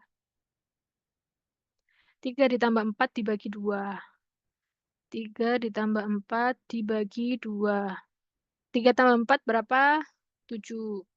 7 bagi 2, 3,5. Berarti ini mediannya, 3,5. Gitu ya cara berpikirnya. Oke, kita udah paham nih konsepnya cari median. Sekarang kita tuangkan, eee, logika ini ke bahasa pemrograman, ke R. Gimana caranya? Caranya adalah seperti biasa kalau buat fungsi kita namain dulu fungsinya, misalkan median Q. Ini kenapa kok nggak median, Bu, langsung? Soalnya di R itu punya fungsi bawaan median. Kalau kita namain fungsinya sama kayak ini, itu tuh nanti langsung gini munculnya. Jadi untuk membedakan misal kayak, kenapa kok di sini kok nulisnya medianku gitu. Misal ini median kita, function. Berarti yang perlu dimasukin adalah datanya. Di sini kebetulan datanya disimbolkan X. Kalau misalkan teman-teman mau namain data gitu juga nggak apa-apa, atau X, Y, A, B, C, dan seterusnya terserah. Pokoknya jangan sampai lupa aja. Nah, kemudian jangan lupa buka kurung, tutup kurung, langsung diketik. Karena nanti otomatis ini pasti lebih lebih dari satu perintah gitu. Kita perlu ngitung banyaknya datanya berapa, kita perlu mengurutkan, perlu nyari tengah-tengahnya yang mana. Jadi ini jelas fungsi yang lebih dari satu perintah. Jadi amannya teman-teman langsung ketik buka kurung dan jangan lupa tutup kurungnya, biar dia nggak kesepian. Oke, kemudian yang pertama kita, eee, menentukan kan, dia itu ganjil apa genap. Caranya gimana buat menentukan dia ganjil apa genap? Kita tuh harus tahu berapa banyak datanya. Oleh karena itu, di fungsi ini yang pertama kali kita cari adalah banyak datanya itu berapa. Misalkan banyak datanya saya namain variabelnya N. Di R untuk mencari banyak data itu bisa pakai fungsi length. Length ini langsung muncul kan dia. Length dari siapa? Length dari data. Di sini datanya saya namain X, berarti di sini length dari X. Oke, paham sampai sini? Nah, kita masuk ke algoritma yang kedua. Kita harus menentukan apakah dia ganjil atau genap. Nah, berarti kan suatu kondisi kan. Jika ganjil, maka langsung ambil yang tengah. Jika genap, maka yang tengah ini dijumlah bagi 2. Nah, kita pakai if. Nah, di sini adalah peran if-nya. Kita ketik if, apa kondisinya? Kalau banyaknya data kan kita tadi punya variabel namanya N ya. Kita tulis N. Kemudian ada persen-persen. Apa tadi persen-persen? Ingat nggak? Persen-persen buat ngitung modulo atau sisa hasil bagi. Jadi kalau banyak data dimodkan 2, kalau sisa hasil baginya sama dengan 1, dia itu akan ganjil kan. Contoh, misalkan ini 5. 5 mod 2. 5 dibagi 2, sisa 1. Oke, di sini clear ya. Ini kenapa kok nulisnya kayak gini. Oke, clear ya. Kemudian kalau dia ganjil, ngapain? Kalau dia ganjil, hitung mediannya. Gimana cara ngitung mediannya? Yaitu diurutkan. Kalau diurutkan, fungsi di R itu pakai sort. Nah, sort dari X. Clear ya di sampai sini? Ini untuk mengurutkan datanya, seperti yang logika yang tadi kita urutkan dulu. Setelah itu, setelah diurutkan, kita ambil data yang tengah. Nah, caranya gimana ngambilnya? Pakai ini, jadi ada kurung siku ini, diambil yang N plus 1 dibagi 2. Kenapa kok N plus 1 dibagi 2? Gini, kita masuk ke logika ini. Ini kan banyak datanya 5, berarti N-nya 5. 5 tambah 1 berapa? 6. 6 dibagi 2, 3. Berarti ini ngambil urutan yang ketiga. Ini kan 1, 2, 3. Gitu ya, clear ya. Coba kalau misalkan datanya ada 7. Misal datanya ada 7, berarti 7 tambah 1, 8. 8 bagi 2, 7 tambah 1, ya 7 tambah 8, 8 bagi 2, 4. Berarti ngambil data yang keempat, itu adalah nilai mediannya. Oke, clear ya dari situ. Kemudian ini untuk ganjil, kalau misalkan genap gimana? Nah, ini kasih else, ini kondisi yang pertama. Kemudian yang kondisi yang kedua adalah yang untuk ngitung yang genap. Makanya setelah pakai if, kemudian else. Kita buka kurung. Kenapa kok buka kurung, Bu? Yang tadi kok nggak pakai buka kurung? Karena yang ini tuh cuma satu perintah saja. Kalau yang genap, kita tuh selain, eee, mengurutkan, kan habis diurutin nih, kan ngambil yang tengah, 3 sama 4. Kita kan melakukan perhitungan 3 tambah 4 bagi 2, atau nyari rata-rata dari 3 sama 4 ini berapa. Jadi kalau yang tadi kan langsung ya udah ambil aja nggak perlu ngitung kan. Nah yang di else ini kita punya 2 perintah, makanya ada buka kurung sama tutup kurungnya. Oke, selanjutnya kita, eee, buat misalkan nyari nilai tengahnya. Tengah sama di-sort dulu kan untuk yang genap, kita ambil yang 2 data. Kan kalau yang genap yang ganjil tadi cuma ngambil 3 tok, tapi kalau yang genap kita ambil 3 sama 4. Nah, 3 sama 4 berarti itu urutan yang ke N plus 1 bagi 2 sama yang N yang ini. Intinya, dia itu gini nulisnya, N bagi 2 ditambah 0 sampai 1. Nah, kenapa kok gini? Gini, misalkan ini N-nya kan genap, N-nya ada 6. 6 bagi 2, 3. Kemudian ini ditambah 0 kan, 6 bagi 2, 3, 3 tambah 0 tetap 3. Itu untuk ngambil yang 3 yang ini. Nah, kemudian ada 1. Kenapa 1? Karena N-nya kan 6, 6 bagi 2, 3, 3 tambah 1, 4. Jadi maksudnya itu adalah ngambil data ketiga dan ngambil data keempat. Tuh, jadi ini, penulisan untuk mengurutkan data, kemudian mengambil data ke N/2 dan N/2 plus 1. Jadi ngambil yang di sebelahnya gitu, selain yang ngambil yang kalau misalkan datanya 6, berarti ngambil yang data ketiga sama data yang keempat. Oke, dari sini clear ya, kalau misalkan bingung boleh tanyakan. Kemudian ngitung mediannya. Nah, ngitung mediannya itu baru rata-rata dari nilai tengah ini. Tengah. Oke.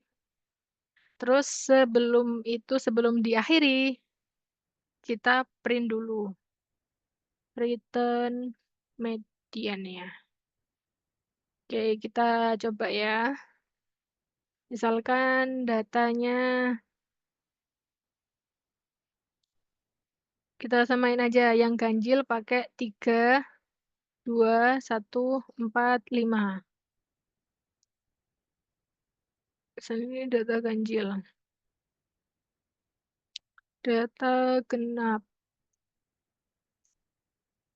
Ini yang genap 3, 2, 1, 4, 5, 6. Oke, kita run dulu function-nya. Semoga tidak error. Kemudian ini data ganjilnya. Data genap kita masukkan. Median kita masukkan data yang ganjil dulu. Data ganjil. Nah, data ganjil mediannya keluar nih 3. Kemudian kita coba run yang data genap. Data genap. Nah, hasilnya 3,5. Oke. Dari sini ada yang mau ditanyakan? Atau saking nggak ada pertanyaannya, saking bingungnya mau nanya apa?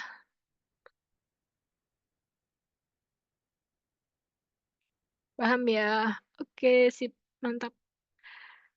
Oke, setelah belajar if, kita belajar looping, belajar muter-muter, belajar pengulangan. Oke, saya slideshow dulu yang ini.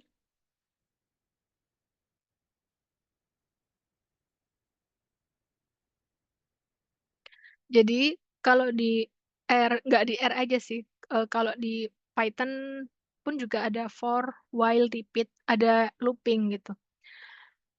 Nah, apa sih bedanya for, while, repeat? Kenapa kok kita harus belajar pengulangan?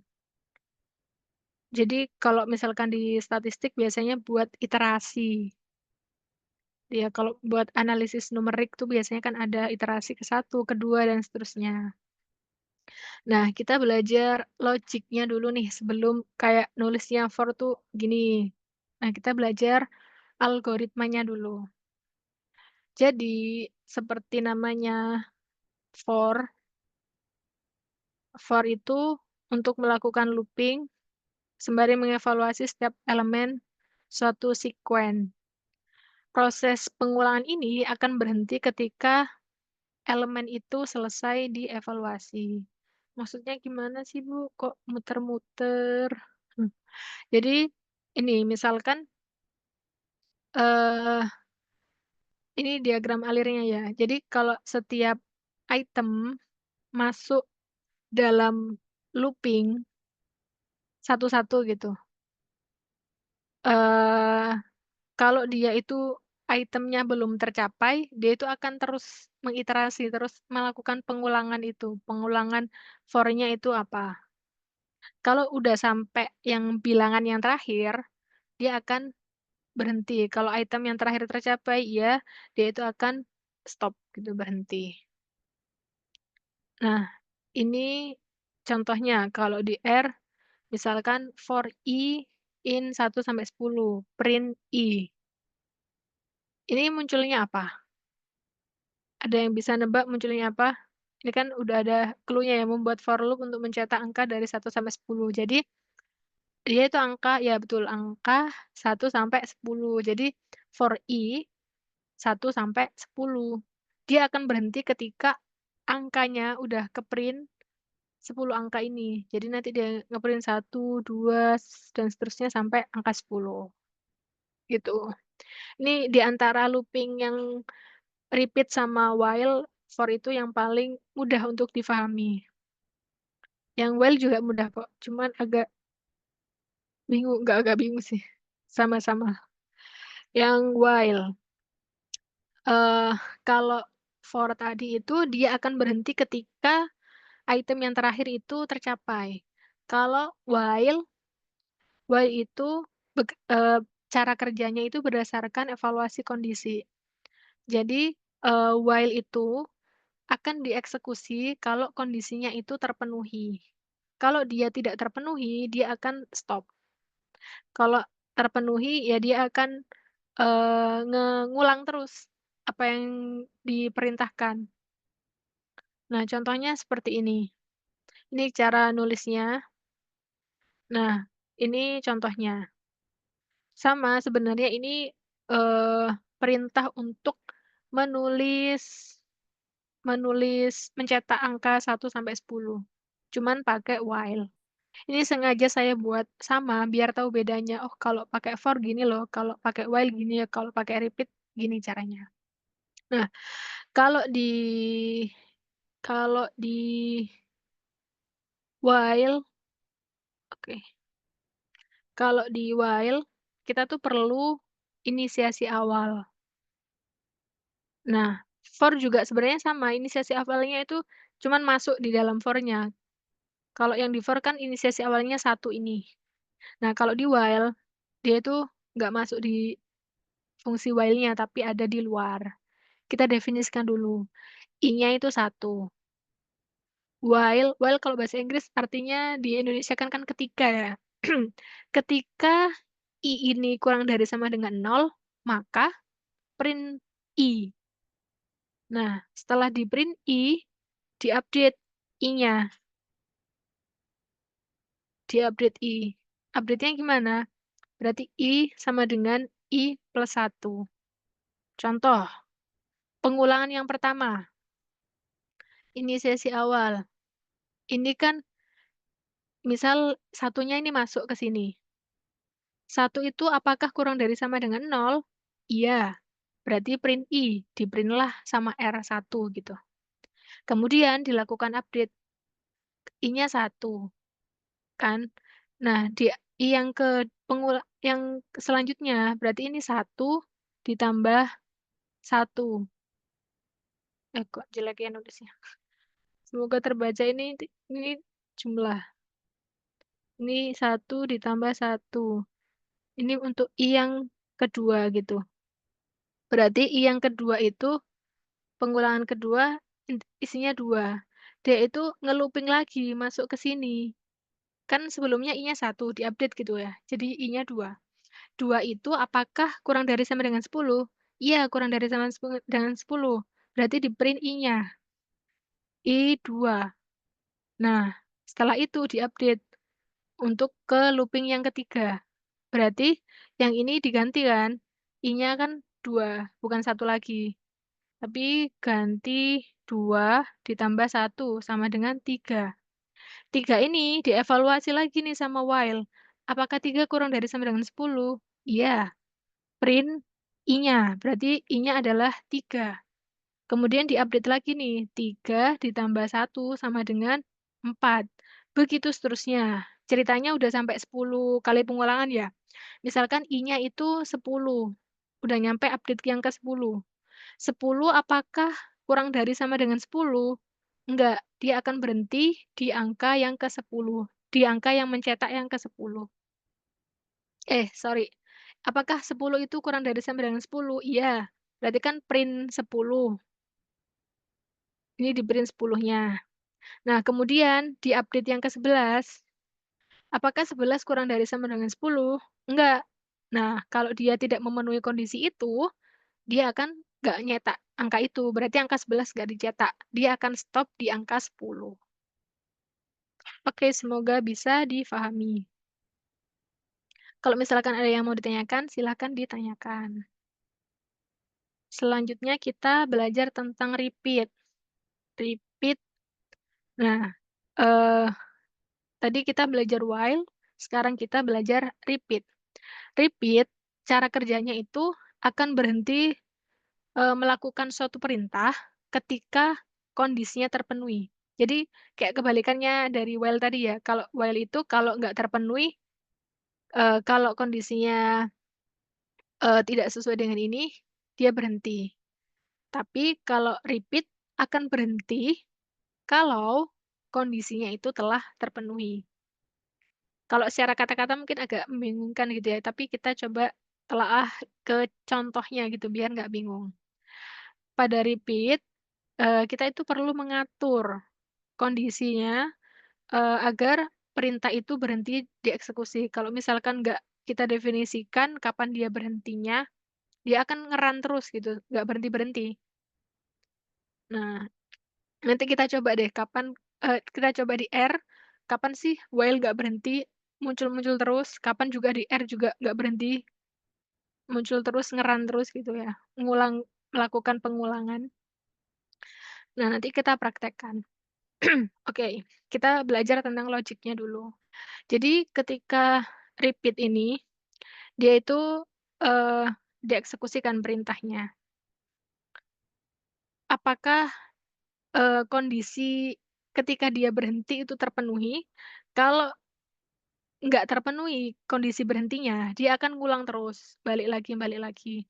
Tapi kalau kondisi berhentinya terpenuhi, dia akan stop di sini. Iya. Nah, biar nggak bingung kita coba ke contoh. Nah, sama seperti while, perlu ada inisiasi awal. Kalau di while tadi inisiasi awalnya 1, kenapa kok di-repeat 0, gitu ya. Nah, memang kalau di-repeat itu dia nulisnya 0. Kan ini, mau nyetak angka 1 sampai 10 ya. Kalau misalkan teman-teman di sini nulisnya 1, dia itu nyetak angkanya 2, 3, satunya nggak kecetak. Jadi kalau pakai repeat, inisiasi awalnya itu 0, kalau misalkan mau ngeprint angka 1, 2, 3, sampai 10. Nah, repeat I sama dengan 1 ditambah 1. Ini untuk mengupdate-nya, sama yang kayak tadi, untuk update.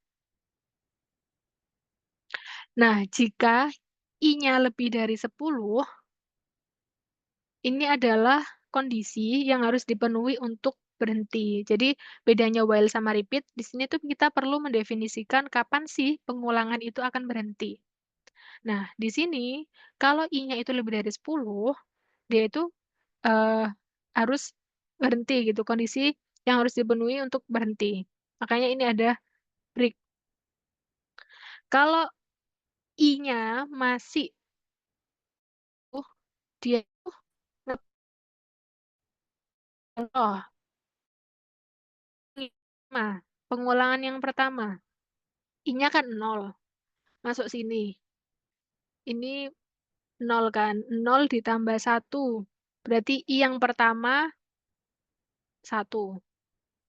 Terus dievaluasi nih sama if, apakah 1 itu lebih dari 0? Enggak, 1 itu kurang dari 0. Berarti kan belum bisa berhenti kan, karena kondisinya nggak terpenuhi. Jadi langsung lari ke yang kondisi yang kedua. Lari yang ke sini, print I, berarti dicetaklah angka 1. Kemudian, kan I-nya 1 gitu, dia tuh ngupdate gitu kan. 1 berarti ini ganti 1. 1 ditambah 1 sama dengan 2. Apakah 2 itu lebih dari 10? Enggak, berarti kan kondisi dia untuk berhenti masih belum terpenuhi kan. Langsung lari ke yang print I. I-nya tadi kan 2, berarti dicetaklah 2. Begitu seterusnya, sampai ke misalkan ini 10 ya, misalkan I-nya, 9 deh, sebelum ke 10, biar lebih jelas. Misal pengulangan yang ke-9, berarti ini I-nya 9.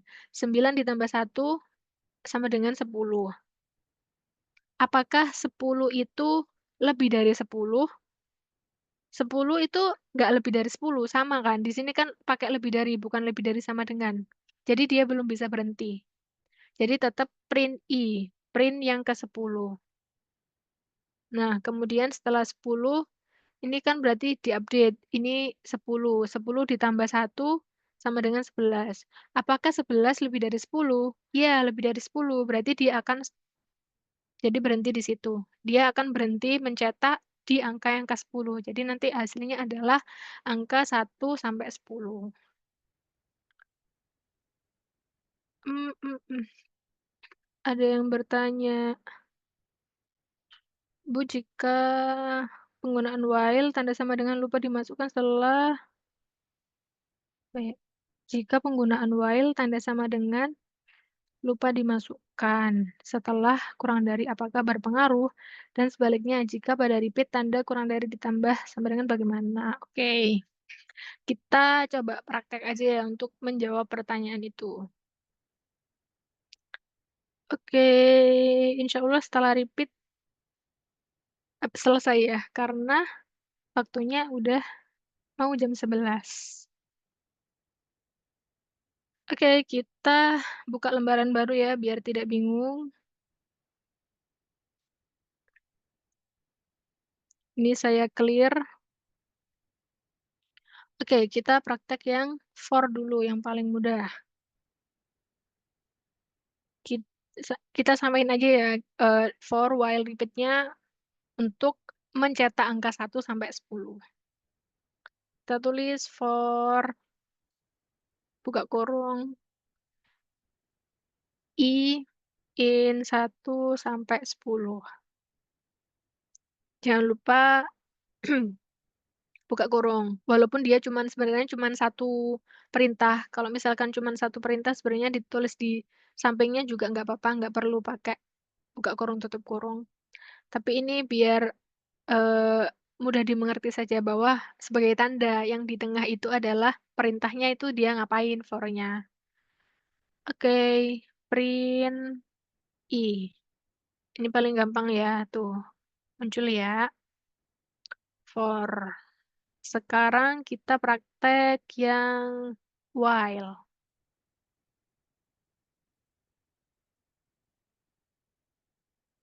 While. Oh ya, lupa. Jadi, kita buat inisiasinya dulu. Kita definisikan inisiasi awal, I-nya itu 1. Kemudian kita tulis while. Nah, di sini adalah kondisinya apa, kondisi yang harus terpenuhinya apa. While ketika I kurang dari sama dengan 10, ngapain? Kita harus print I-nya. Nah, selain nge-print I, jangan lupa di-update. Kalau misalkan teman-teman nggak mendefinisikan update-nya ini, nanti nyetaknya akan 1 terus. Kalau nggak percaya nanti kita buktikan bareng-bareng. Oke, kita yang benar dulu ya. Nah, ini kan munculnya 1 sampai 10. Oke, tadi ada pertanyaan, apa nih? Jika penggunaan while tanda sama dengan lupa dimasukkan setelah kurang dari, apakah berpengaruh? Kita coba dulu ya. Kita hapus sama dengannya. Kira-kira munculnya apa? Oke, munculnya cuman sampai 9. Kenapa kok sampai 9? Berarti kan, eee, dia itu kalau misalkan I-nya iterasi yang ke-10, kan dievaluasi. 10, apakah kurang dari 10? Enggak, ini kan maksudnya nggak terpenuhi, berarti nggak di-print yang angka ke-10. Kalau misalkan kasih sama dengan 10, apakah kurang dari sama dengan 10? Iya, dia tetap di-print 10-nya. Nah, kalau teman-teman menghapus nilai sama dengannya, dia cuman akan nge-print sampai 9 aja. Karena, berdasarkan evaluasinya itu, kondisi itu tuh nggak terpenuhi gitu ya. Kemudian pertanyaan kedua, dan sebaliknya jika pada repeat. Oh, ini yang kedua repeat ya? Oke, repeat nanti kita bahas repeat. Nah, kita utak-atik dulu nih, kalau teman-teman penasaran, boleh teman-teman coba-coba sendiri, "Oh, gimana ya aku kalau ngerubah tanda aku hapus sama dengannya? Terus gimana ya kalau misalkan aku hapus update-nya, nggak perlu di-update." Teman-teman lupa nih ngasih, fungsi yang ini, apa, ngasih yang I sama dengan I+1 lupa di-update, ini saya hapus. Kira-kira munculnya apa? Tuh, munculnya dia tuh nggak akan berhenti, tuh kan nge-run terus nih. Gimana nih, kalau misalkan nge-run terus caranya biar, eee, stop? Apakah langsung R-nya di-close? Nah, ini dia kenapa kok nge-looping terus, Bu.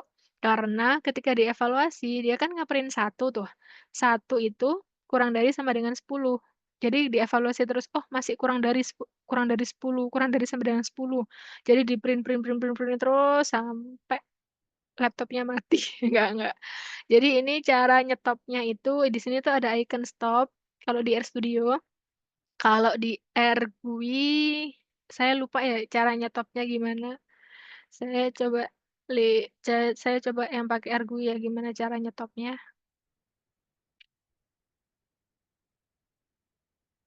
Tampil nggak AirGUI-nya? Wah, ini kalau pakai AirGUI, laptop saya nge-hang nih.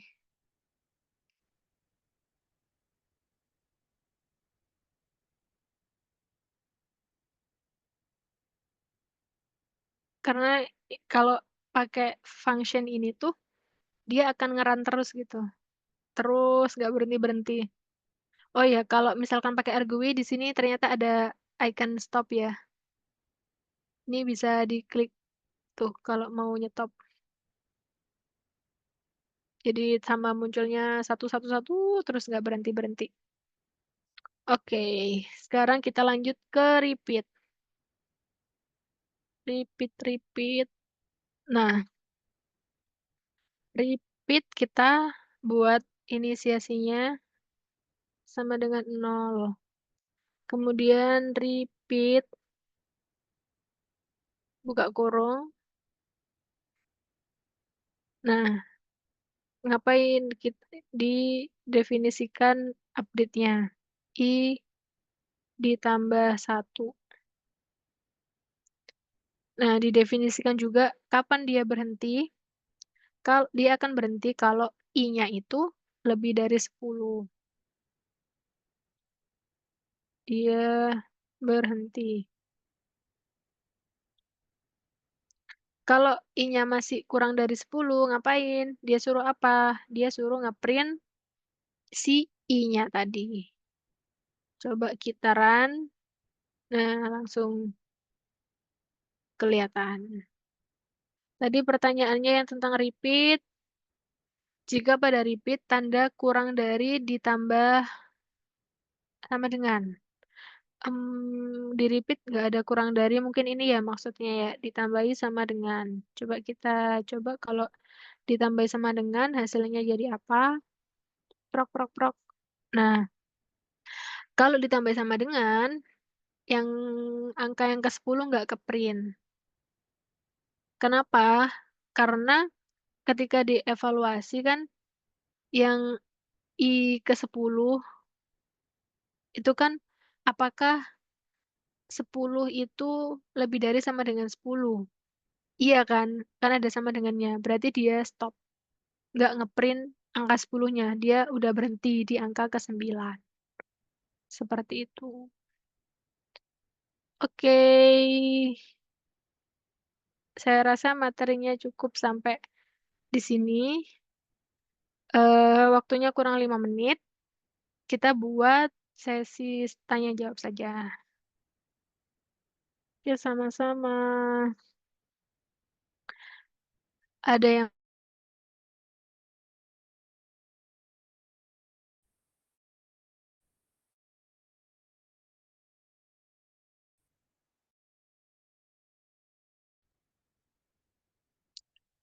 BTW saya masih semester 2 sih, baru masih komputer 1. Oke, bagus-bagus. Udah visioner ya, masih semester 2 udah ikut Sigma komputer 2. Nggak apa-apa, buat bekal ilmu.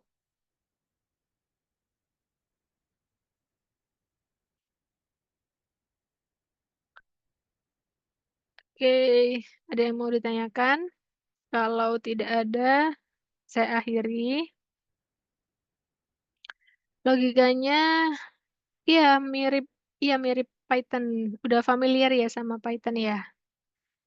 Nanti kalau udah familiar sama Python, belajar R juga nggak terlalu susah. Dia hanya mungkin kalau manggil data di Python tuh pakai pd.read, tapi kalau pakai R langsung read.csv apa gitu.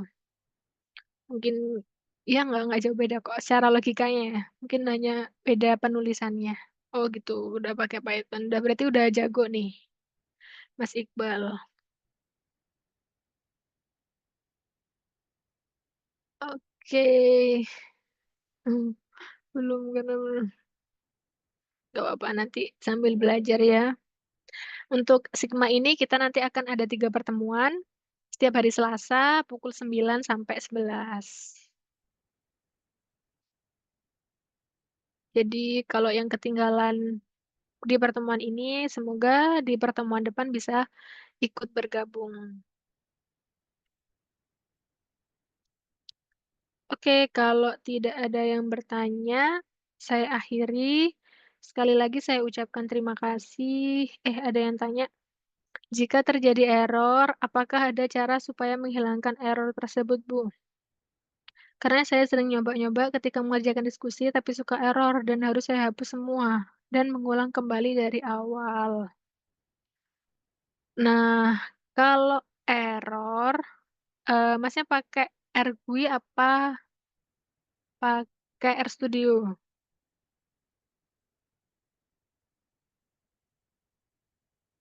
AirGUI ya.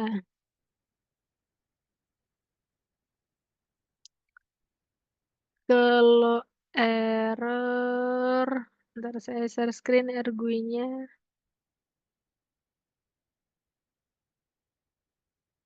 Share screen.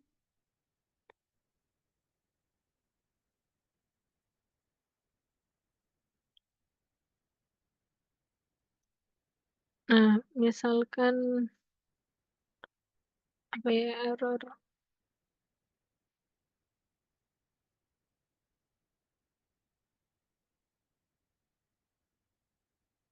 Eh, Misalkan ini kan error ya.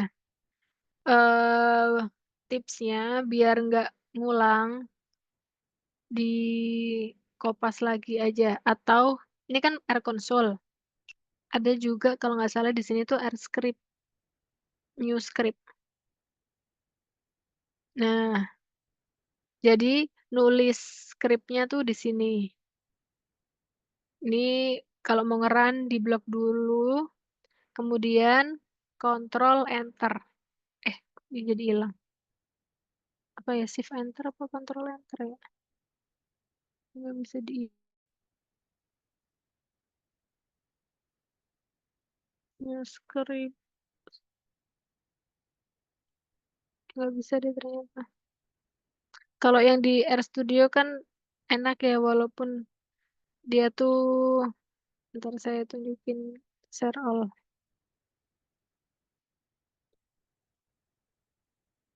Nah, ini kalau pakai R Studio, kalau misalkan dia error, misalkan saya ganti A.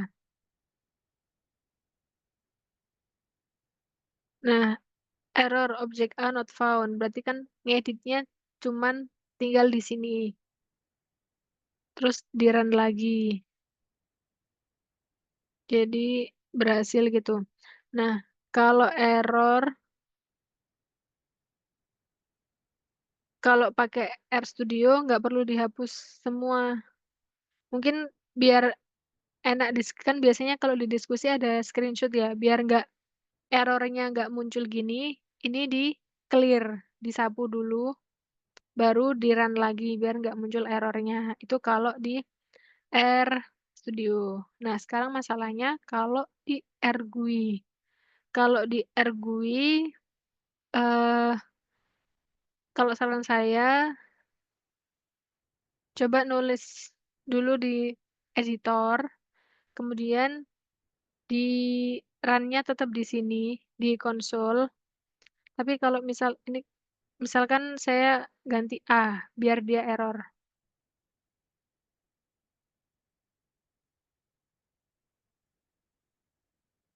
Nah, ini kan error. Error object A not found. Nah, jadi masnya ngeditnya di sini. Oh, errornya di A, berarti. Kemudian yang ini di kopas ke konsol, baru di run lagi.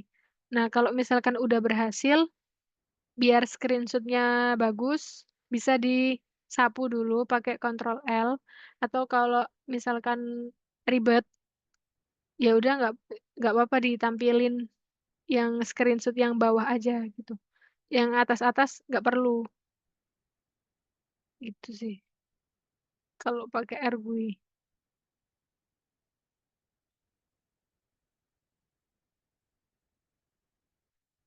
Gimana Mas Ahmad Nuryadin, apakah menjawab? Oke, sama-sama. Baik, udah jam 11:02. Saya akhiri. Terima kasih atas partisipasi aktifnya. Tetap jaga kesehatan. Semoga bisa lulus mata kuliah ini dengan hasil yang terbaik. Saya akhiri. Wassalamualaikum warahmatullahi wabarakatuh. Sampai jumpa di minggu depan. Jangan lupa isi absen. Tadi udah di-share absennya. Saya akhiri ya, saya izin leave.